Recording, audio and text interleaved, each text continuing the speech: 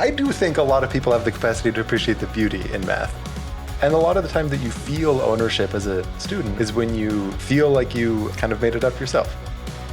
Hi, I'm Vanessa aka the Math Guru, and you're listening to Math Therapy, a podcast that helps guests work through their math traumas one problem at a time. Whether you think you're a math person or not, you're about to find out that math people don't actually exist, but the scars that math class left on many of us definitely do. Oh, and don't worry, no calculators or actual math were involved in the making of this podcast. Okay, so today I'm talking to an actual celeb in the math world. Like, we're talking A-list. We're talking millions of fans. We're talking to Grant Sanderson.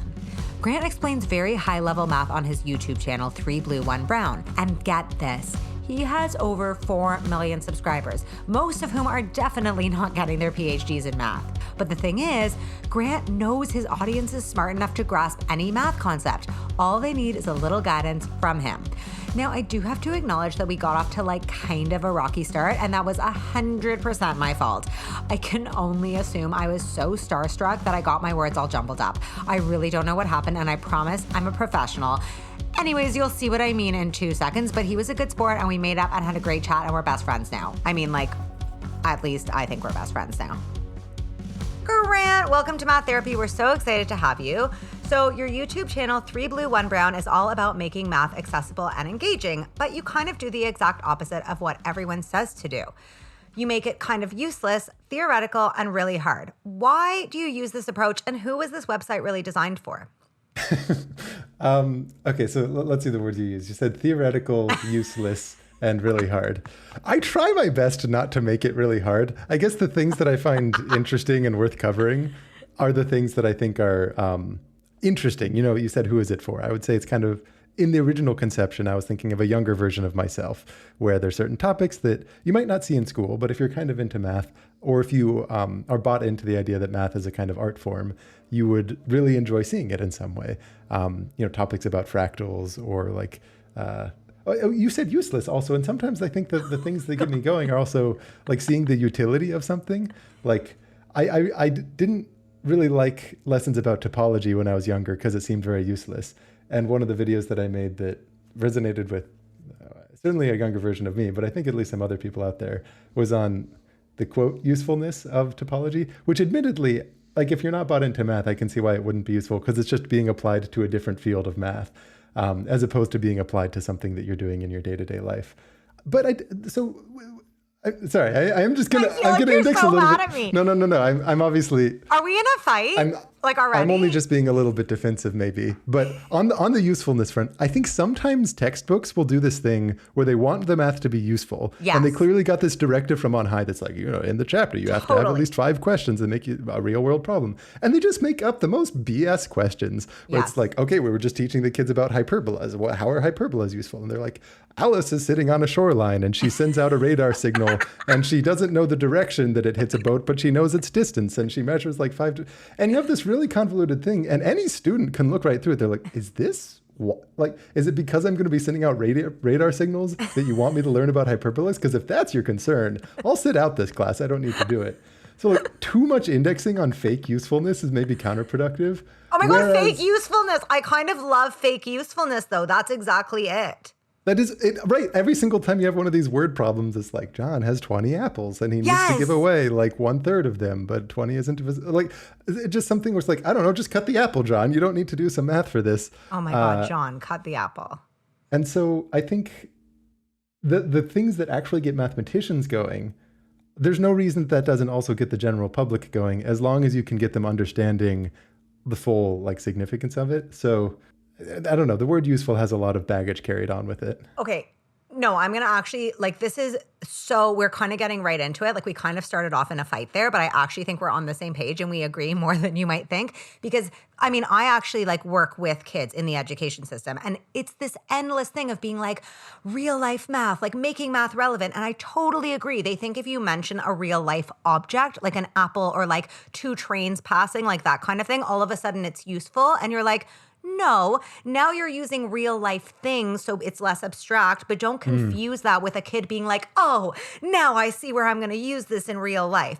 And also, because this was going to be my next question almost, is like, obviously as math teachers, what we hear all the time is, but when will I use this in real life? And I'm always like, but when will you use Shakespeare in real life? Like like it's not about that. And I want to hear what you have to say about that. Well, I think a good analogy is the gym, right? Like, let's say you've got a kid, he's on the baseball team, loves the baseball team, really wants to get good at baseball specific things. And you say, now go do 20 push-ups. The kid never even thinks to ask, when in a baseball game am I going to be tasked with doing 20 push-ups? They get that it's about building muscles as a kind of ancillary task that will ultimately help with their main goal.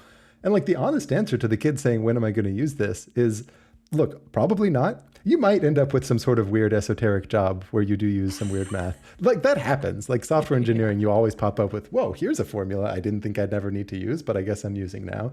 But more often than not, the almost honest answer is like, hey, you're building muscles for technical thinking. And math is one of the few things that we know that has this weird correlation with usefulness.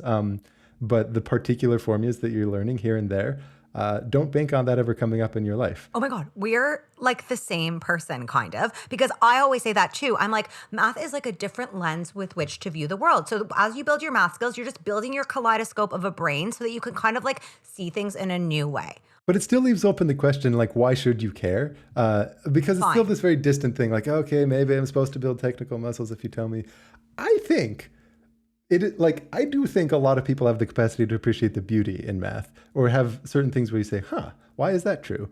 Yeah. It's like simple little number games can often get people. Like if you, you do those magic tricks where you say, choose some random 2-digit number. Yes. And now you add up its 2 digits and that'll be some other number. Subtract that from your original number. So they think about it. They're like, okay, take the 2 digits, add it, subtract it.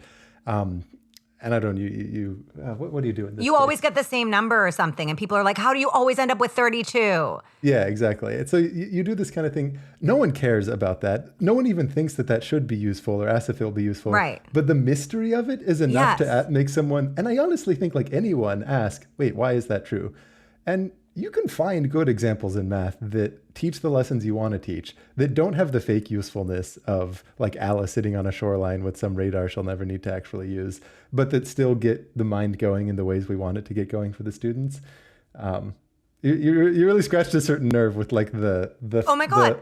But it's my nerve too, so I'm kind of glad you're just as annoyed by it because it literally is mine too. And like I also hear it on the other side of things, right? I'm hearing it from students constantly be like, when will I need this? And I'm just upset for them that for some reason our education system has made them think that art class is for fun and imagination and math is only for utility. Like if you don't want to go into a STEM field, feel free to drop math. It's like, where did we get to this point where like, I agree with you. Why aren't we going into math class and being like, you're going to learn all this really, really cool, fun stuff? And I agree with you. And I'm going to ask you about your videos in a second because I actually think you do this.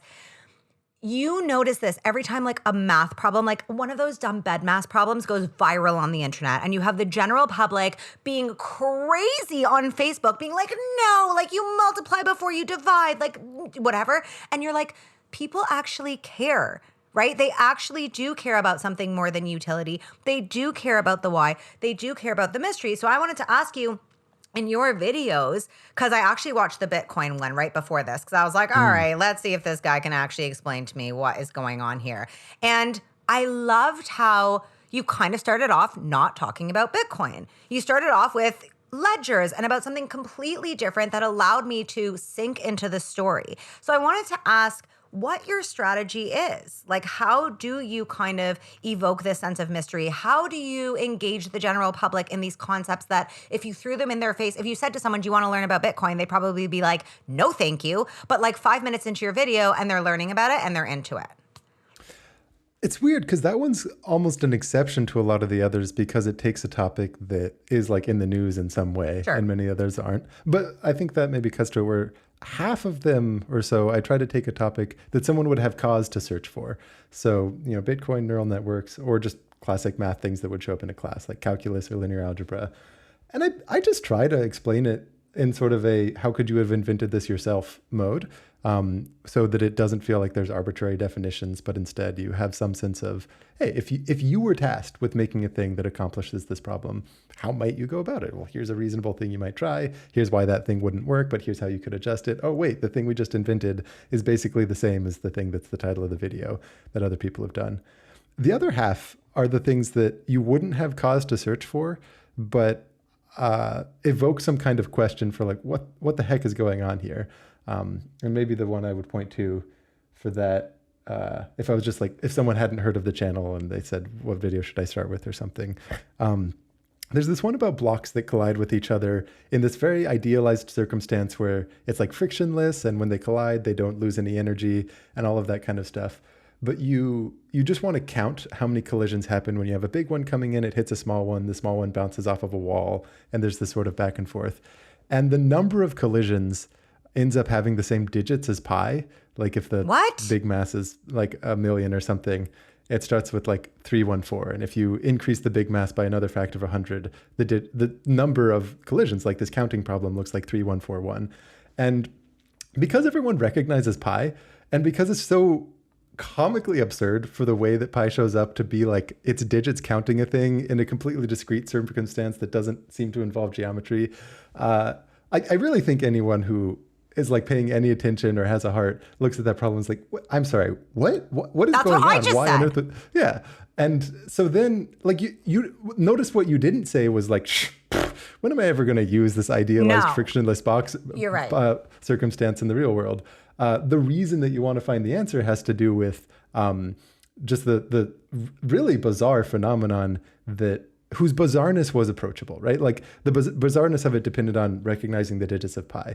So there's a lot of bizarre things in math that are less approachable because you really have to like understand a lot to appreciate why it's weird in the first place. Right. So the golden problems are the one where you don't have to have a lot of background to see the weirdness, but to understand why that weirdness comes about demands a lesson that you can cover in like a 20 to 30 minute video. And those are rare to find, but it's a gem when you get it. Well, I love this because there is always this argument of us, and us, I mean like me and you and a bunch of people being like, why don't we teach this cool stuff in classrooms, you know? And people always say, oh, like you've got to wait till you get to university until you find the cool math. But I like what you're saying. And I think that is what your channel does. Like I saw quite a few where I was like, okay, sorry, he's going to explain the basics behind like calculus in 20 minutes, you know? But yeah, you actually can if you're thoughtful about it and the way you approach it. And I really like that you kind of do, you know, you approach it like a mystery novel. I really like this idea of invented math. Like that's a concept you made up. So what is invented math? Like if you were going to summarize it. Well, I think a lot of times when you as a student are exposed to some new concept in math class, it's presented as the only way that things ever could have been. Yeah. And like, this is how it is, memorize how it is, and you will be asked to regurgitate that memorized version appropriately on the test. And never is there, not as often as there should be, is there a description of the other definitions that could have existed and maybe why they don't accomplish the goals or what the goals are in the first place of your definition. And a lot of the time that you feel ownership as a student or an individual on a given topic is when you feel like you kind of made it up yourself. There's a number of times when I was younger and I like thought I was really clever and like invented something. And then later I learned, oh wait, that's a standard thing. But it was equally engaging because I'm like, wait, I know like why that came about. And even though it wasn't actually original, there's this sense of ownership. And that I think you can sort of fool other people into walking into that path of thinking they invented the thing. And then it's not even discouraging when you see that it already exists. It's like validating that, wow, that path of thought where I was just making up some stuff and said like, why don't we define such and such to be this, was exactly what other people did. Okay. Like what a mathematician did. And you're like, oh my God, I'm a genius, basically. Yeah.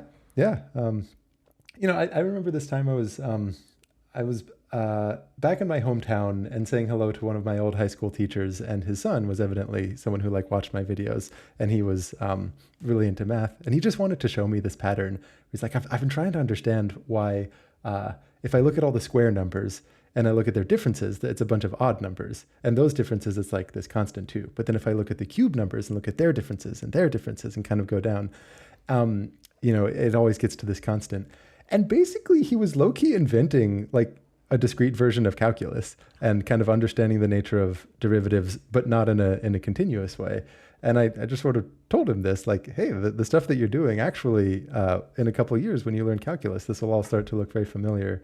And I think that was like very exciting in this notion that this random stuff that he'd been playing with was actually associated with this scary sounding word, right? Calculus. It's so interesting too, because it's like almost a reverse of usefulness. You know, all of this stuff is technically, to me, anyways, I have a marketing degree before my math ones, and I just always think of consumer behavior. And I'm like, maybe it's not the math that needs to be useful, but it's the person learning it who needs to feel useful. That's a really good way of putting it. Yeah. I just came up with it right now. That's genius. I'm really glad you were here for this moment. Write that in your notebook. Yeah. Well, because I'm like thinking, I'm like the things that play into my emotion are like when I'm feeling useful, or even as a teacher, I think about, you know, there's such a psychology behind teachers having issues. Like, let's say a teacher who's really anxious around math and they can't get an answer, and they say to their class, like, I need you to help me. Like, I need you to help me find the solution, and how that really changes the dynamic. So, I mean, I feel like you're kind of doing that in your videos in a way by putting them, the audience, in the driver's seat and saying, if you had to come up with something, what would you do? Like, in a way. And I mean, you obviously know what you're doing. You have 4 million subscribers, which actually blows my mind for so many reasons, because on the one hand, I'm so excited for you, and I'm so excited that there is someone out there who's engaging audiences in math the way the school system isn't. But on the other hand, I'm like, why aren't we doing this in schools? Like, it doesn't seem like if you can just do this on YouTube. I see them as very different things. Like, there's just a lot that you need to do in school that I don't do at all in the videos. Right. Just drilling, right? The best way to gain intuition on problems is to just drill on multiple examples of them. That's not fun to watch on YouTube. It's not really possible to get someone to do it on YouTube. Like, that's not the right medium to get someone to TikTok maybe, though. I feel like you should. No, it can't be consumer. It can't be something where you're just consuming, right? It has to be something that necessitates action. Right. So that's like a big missing thing. The personal engagement, where it's like the teacher actively looking at the things that excite the student and slightly course correcting them when they have a misconception. You can't do that at all through YouTube. Honestly, just a lot of the more rote things where, okay, you mentioned try to get the high level of calculus in 20 minutes. In a deep way, you're right that that's impossible, right? You could never actually teach the substance of calculus in that time. So a function of a video like that is more trying to give someone a sense of what the overall goals are, why it might be possible, and like a little bit of inspiration that it might be worth their time to actually pursue it more deeply. But that pursuit more deeply, I mean, it doesn't have to happen in the classroom, but in terms of just accountability and making sure there's a certain time every week when you're doing it and all that, it's clearly much better when it is in a classroom. So I see this as pretty supplementary tasks. Well, like, okay, so here's a question. You have 4 million people that watch this. Who is your audience? Do you know? Like, who are these people? Are they people who already like math? Are they like math curious? Are like, what do we know about them? And I'm asking because I'm really trying to get a Netflix show about math, and literally every meeting I have with a studio, they're like, oh, we can't make a show with math in the title. Like, people are too scared of it. So I'm like, how did you get these people? Who are they? What is it? So, I mean, I think those studio folks are projecting, right? Because forget about my channel. If you look at like popular science channels like Vsauce or Veritasium, who occasionally make things that are just math. It's just pure math. It's not even math in the service of science. Those videos can be insanely popular, right? Like into the many tens of millions of people watching and engaging with it. So it's clearly not like, oh, they took this sidestep away from the popular things, which is science and the universe, and instead the scary thing, which is math. It's like, no, evidently there's an appetite for that.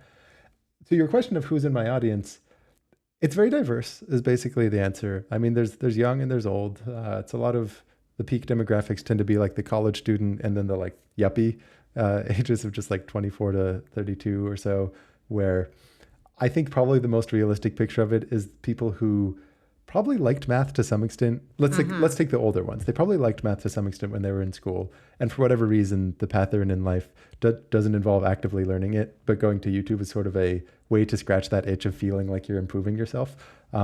Like you're not gonna read a textbook when you're 27 and you have some engineering job, even if you like to think you're the kind of person who will. But you'll watch YouTube things about technical stuff. On the younger side, when it's the high school students and the college students, I do know from some notes that come in, there are some that they are just looking for help and they wanted to learn about calculus, and that was the way they landed on it. I suspect that's kind of the minority, that it's more often the ones who are already into math in some way, and this is instead sort of fanning the flames of that enthusiasm rather than sparking it for the first time.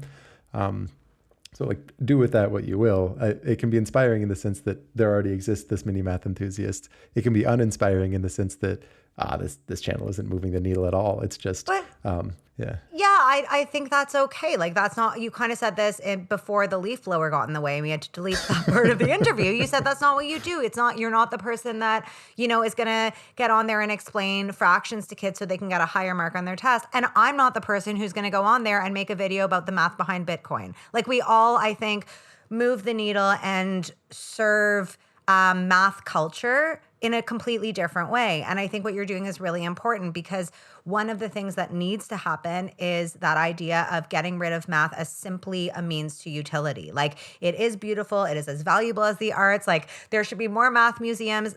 I think what you're doing is both. That's it can be both. both. The fun Totally. part, right? Well, so can art. So like, the thing is, the risk of fully biting this bullet and saying people should treat math as art is that then it'll never get funded the way that it currently does.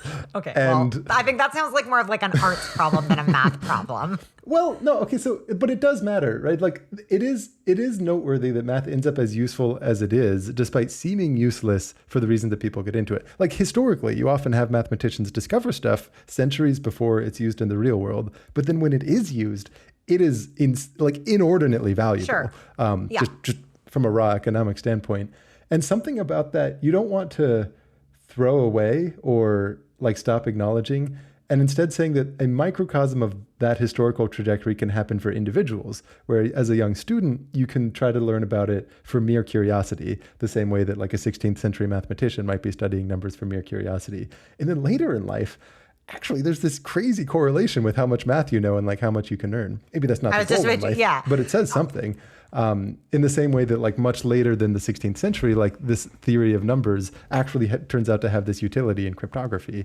And so it's this tricky balance. I agree though. Well, and I'm certainly not saying, oh my God, we should call math an art. I actually please let it be known that is not at all what I mean. I mean more exactly that. Like it just needs to be looked at as more than. Like it's like, you know what I mean? Like it's, yes, sure, it's useful and it's amazing and it's maybe magical. We don't even know. It's maybe mysterious. It's maybe rooted in this and that, but it's also like simply interesting. Like that's all. It's interesting. Mm-hmm. So I think, oh my God, okay, I could talk to you about this forever, but we kind of have to wrap up, sadly. I mean, we started off with a 10-minute fight, so that kind of took up a lot of our time. I love this. This was so much fun, and you've said so many fascinating things, and I think there's a lot of really great takeaways, and I think that idea of everyone has that different role to play in enhancing math culture and making it more accessible to different audiences for different reasons, that is what true diversity, inclusivity, and accessibility in math is. That's how we make it more than it is right now. There is so much magic and beauty and mystery in math and interesting facts and like juicy gossip about mathematicians that I think we could use that to engage more people. So I'm glad you're doing what you're doing. I'm glad I'm doing what I'm doing. I'm glad we're here together because we have different audiences. And I have to ask you our two final questions. Please. Okay. So the first question is, what is one thing you'd like to see change about the way math is taught in schools? I know you're not like in schools, but if there's something you could pick, what would it be? I think it should be like a hard requirement that there's good motivation preceding the new topics that you bring in. Ooh. Rather than just saying like, today we're learning about blank. Instead, you know how they had those like students will be able to or something where like you have to always like say what the students will be able to do, and that's a constrained framing for a classroom structure. In the same way, like this topic was motivated by or something like. Oh my God! The reason this was invented was because of blank. I love this. I'm obsessed with this idea. Oh my God, it's peaking the waveforms. Sorry. No one has ever said this, and I love this idea. That would motivate people so much. It's hard, right? It's because often it's like pretty tricky to understand why something came about. But well, I'd interviewed Sunil Singh. I don't know if you know him, but I'd interviewed, oh, you do? Okay. I kind of feel like you guys would get along. But anyways, I'd interviewed him on my last season, and he's all about storytelling and math. So he was giving me all the like tea on mathematicians, like TMZ, celebrity style gossip. And I would share these pieces with my students and it would make them more excited. I was like, guys, did you know about Pythagoras? Like he was a sneaky guy. And they're immediately like just more into Pythagoras theorem. And like, I know that's not exactly what you're talking about, but just the idea of context, motivation, inspiration, just making it juicier, which it's not like you're making stuff up. It exists. I like that. I like that a lot. The human story. Yeah. That was always missing in my classes. Yeah. That's what we need to do next. Celeb Gossip Mag about mathematicians. Okay, great. Final question, because we didn't even really get to talk about this, but I mean, I deal so much with math anxiety, right? And with people who think that there are only certain people who can do math. And we actually haven't even brought that up really once. So this is kind of an exciting time for me to ask you this question with no context, which is, what would you say to someone who says, oh yeah, I'm just not a math person? Okay, so I think the thing they're commenting on is how you can have two people that look like they're picking up a new topic at very different speeds. One student seems to just get it immediately. The other student tends to get it slowly. Both of them haven't seen it before. And that makes it look like it's nature, not nurture. You're like, look, they hadn't seen it before. One of them got it much faster than the other. This is an actual phenomenon that happens. All of us have seen it in like either students that we teach or when we were students in school, that some get it faster than others. I guess I would emphasize that probably what's happening in the kid who gets it faster is that they have spent more brain cycles thinking about a similar pattern or something like it before. And that the nature, like what distinguishes math from a lot of other things is how interconnected it is. So you can spend your time like just mulling over some interesting pattern that seems off in a different corner of the universe, see some ostensibly new topic in school that's actually pretty connected to that thing that you were pondering. And as a result, you're sort of carving the same neural channels. Whereas the student who, for whatever reason, they just, they spent their time thinking about other stuff, it can feel like it's slower. So like it really is just a function of the amount of time that's been put into it. But where math gets particularly sneaky is that sometimes the time that's put into prepping yourself to understand a new topic doesn't look like it's time prepped for that, right? It looks like, this kid was more interested in, like chess and Sudokus, or just looking at random tile patterns, or like a certain kind of drawing, various things that are only tangential. And what this does is it gives this illusion of nature versus nurture, whereas I think by and large, it's like almost entirely nurture, but sometimes it's nurture so early in life that it might as well be nature. But the point where this can maybe, I don't know, help aid in some of that like anxiety is when someone realizes, okay, if I put in the time, and like might just take a while, but if I put in the time and if it's focused in the right way, there's no reason why I can't have those same intuitions. It's uninspiring because it just really does take a lot of work, I guess, a lot of these things, and you kind of can't get around that.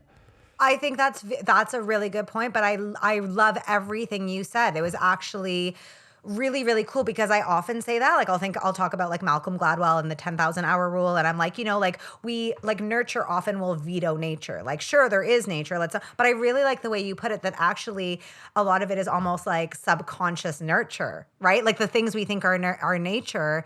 Like, I just love that. I love the way you put it. It's so cool. I'm stealing it, not trademarking it. We can both use it, but I will definitely be telling people.